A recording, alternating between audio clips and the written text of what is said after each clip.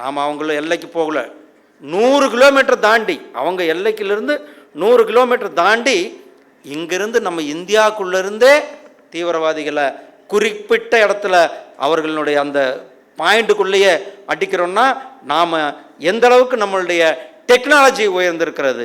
இன்றைக்கு வந்து டிஃபென்ஸ் டெக்னாலஜியில், டிஃபென்ஸ் ப்ராடக்ட்ஸில் எக்ஸ்போர்ட் என்பதே இம்போர்ட் என்பதை குறைத்துவிட்டு கிட்டத்தட்ட 50,000 கோடி ரூபாய்க்கு மேலே நாம் ஆத்ம நிர்பர் பாரத்தின் கீழே எக்ஸ்போர்ட்டை பண்ணியிருக்கிறோம். அதுக்கு முன்னாடி 2014க்கு முன்னாடி எல்லாமே இம்போர்ட்டு தான்.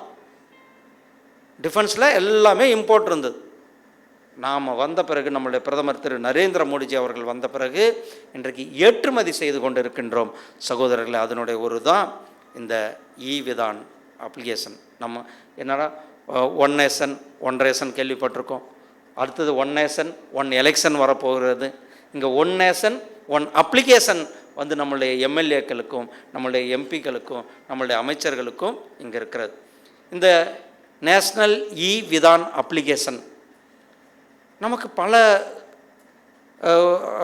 நேரங்களில் இப்படி சொன்னாங்க, விளக்கமாக சொன்னார்கள். அது ஒரு ப்ரெசன்டேஷனே சொன்னாங்க, எப்படி டைம் ஸ்பெண்ட் ஆகிறது. நம்மளுடைய மரியாதைக்குரிய ஆளுநர் அவர்கள் என்வரன்மெண்டலில் வந்து நாம் எப்படி பேப்பர்லெஸ் ஆஃபீஸாக ஆக்குறதன் மூலம் நம்மளுடைய என்வரன்மெண்ட்டை நாம் எப்படி காப்பாற்ற முடியுன்றதை நம்ம சொல்லிடுறோம். அந்த நம்ம நேரம் சீக்கிரமாக பண்ண முடியும். நீங்கள் 9:55க்கு உட்காந்து கூட நீங்கள் அவசரமாக அசம்பிளியில் போய் அந்த சலான இது உங்கள் லெட்டரில் ஃபில் பண்ணி நோட்டீஸ் கொடுக்க வேண்டியது அவசியம் இல்லை.